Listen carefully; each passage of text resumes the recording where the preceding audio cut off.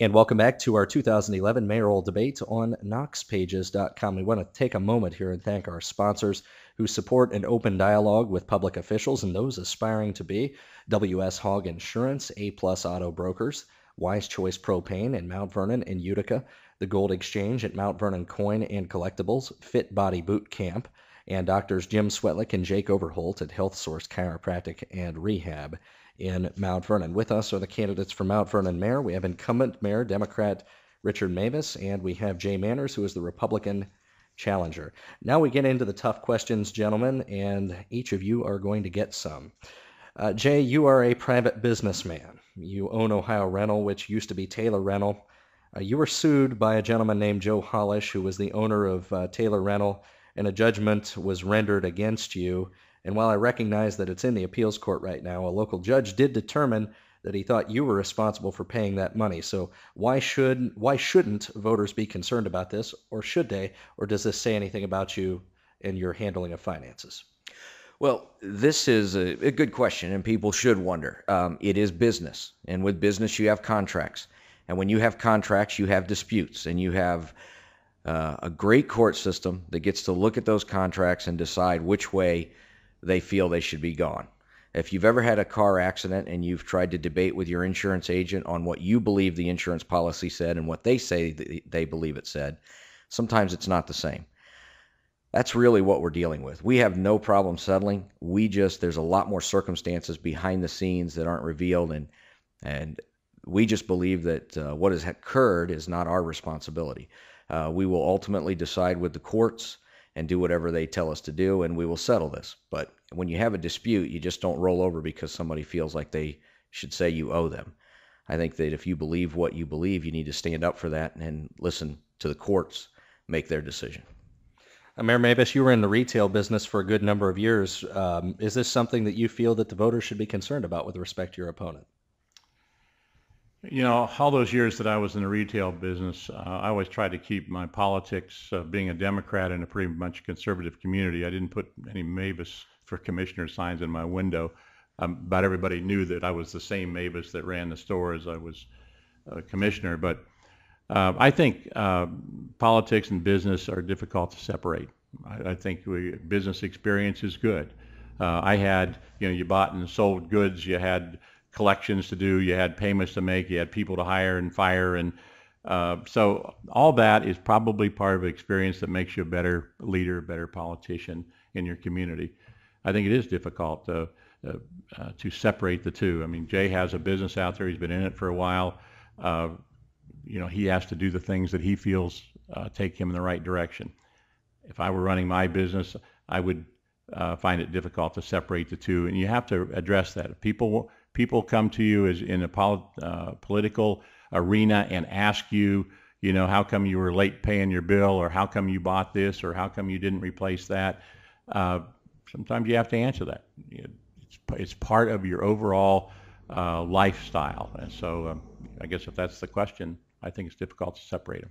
Mr. Manners, any response to that end? Can you be an effective mayor and still be the owner of Ohio Rental at the same time? Well, you know what people don't realize, and the mayor will understand this being a businessman, when you get into politics, you now have jeopardized your business. I have had to vote on council for things that I know directly affected good customers of mine at Ohio Rental, knowing in a negative light it affected them, but it was the decision that was best for the city. So I sit up there and have to make a vote that says I'm going to hurt my financial bottom line, but it was what was best for the city. I've had to do it twice already. Plus, once you get involved in politics, Ohio Rental cannot serve the city. We cannot do business with the city because of the conflict of interest. So it's an automatic loss in revenue for me. So if people question the integrity there, you have to realize that I've made votes that lost me money as a businessman to do what was right for the city. All right, while we're on the topic of lawsuits, put this one out to Mayor Mavis. You were named as a defendant in a lawsuit against the County 911 Board on which you are a member, and it deals with, I believe, your vote to only suspend the current director for 5 days over allegations of inappropriate conduct in the workplace in which dispatchers allege that there were events of sexual harassment. Is this something that the voters should be concerned about? And if you had this vote to cast over again, would it change? Can you defend this? I think it's for me, it's pretty easy to defend. First of all, there was the original allegation against our director out there. Well, the county took the lead in this. The county prosecutor, assistant prosecutor, worked with a law firm. They came in and conducted interviews and made some assessments, reported back to the board, and then made a recommendation. Frankly, after having all of the information presented, hearing their recommendation, we followed that recommendation. That was what they recommended, that there be some training, there be some mentoring, and then put back into the position. So the subsequent lawsuit was, gee, that wasn't enough. That's not what we were looking for. So the board did not follow what we wanted. So they sued the board. I think they also sued the law firm that we used for direction on that. So that's ongoing. This is America.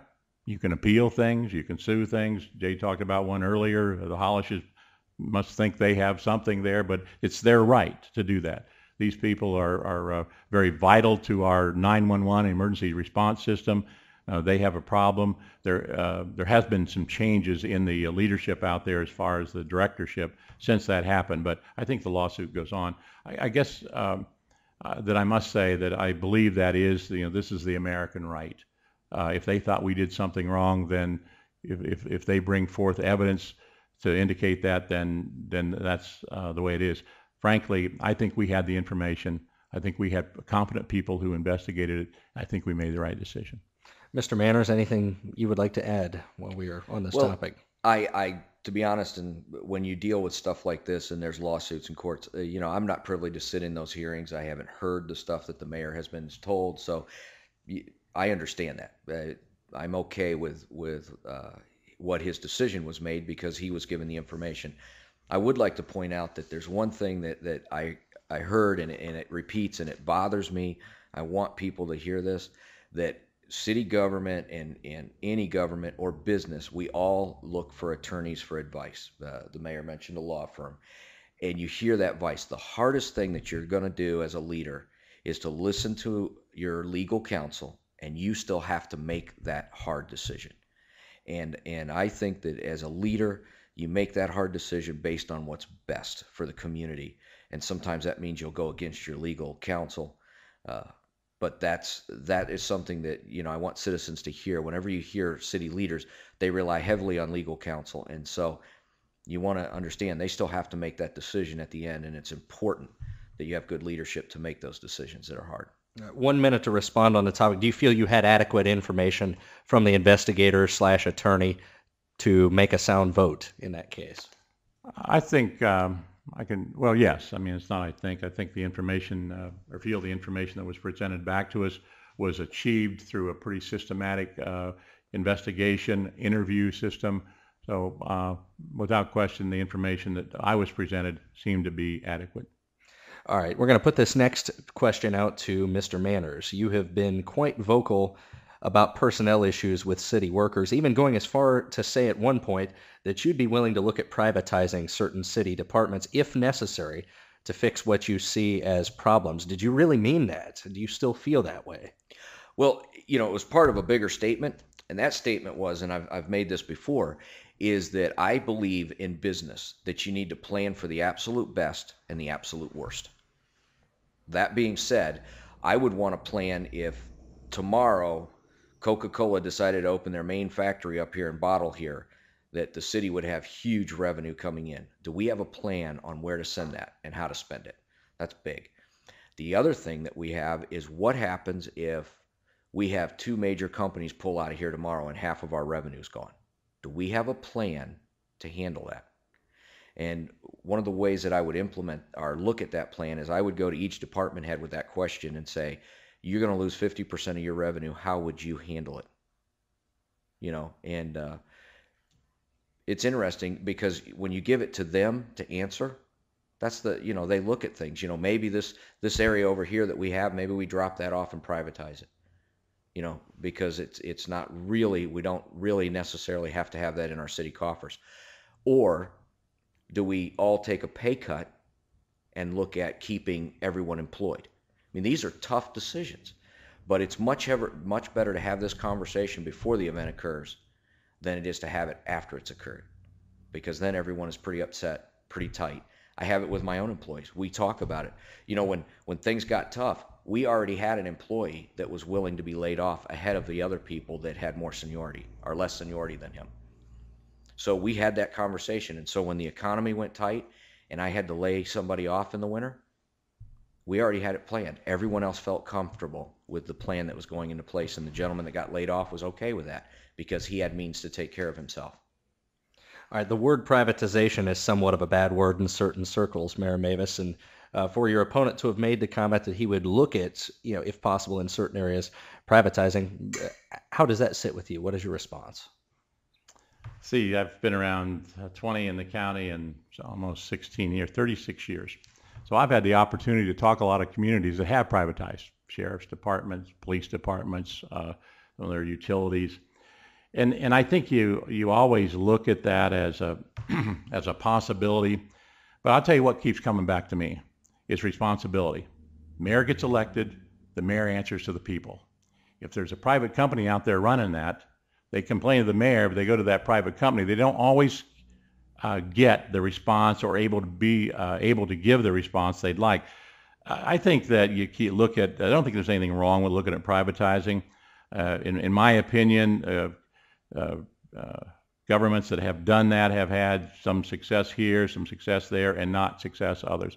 I think the voters really are the bottom line on that. Can we have a private this or a private that? And can I call at 3 o'clock in the morning when I have water running in my basement? Is that privateer going to come out there? Maybe he is. But we know the city's going to make responses to that. At least they should. So I don't see anything wrong with looking at privatizing. I think there's an issue, as far as I'm concerned, with the ability to respond to a problem. If you have a private sector out there, do you have that same connection to them? And I'm sure there are some arguments that, yeah, you do. But having the public leadership be responsible because they have been elected to do that sort of thing, I think, to me, that carries a little heavier weight. Councilman Manners, would you like to respond to that? Well, we actually have some privatized stuff in the city already. So it's not, our cleaning of our buildings and stuff in the city hall is privatized. We had to review the contract. So privatization, like the mayor said, is not something new or uncommon. What it does, if you have areas that are questionable that you could privatize, it gives you the ability to adjust your budget rapidly. So it's a financial tool that can be used. The contract is the key. If you're going to write a contract with a privatized company, you need to make sure that the citizens are taken care of and you have control over that. And we will be back with our fifth and final round with a couple more questions for the candidates for Mount Vernon Mayor. KnoxPages.com Mayoral Debate 2011.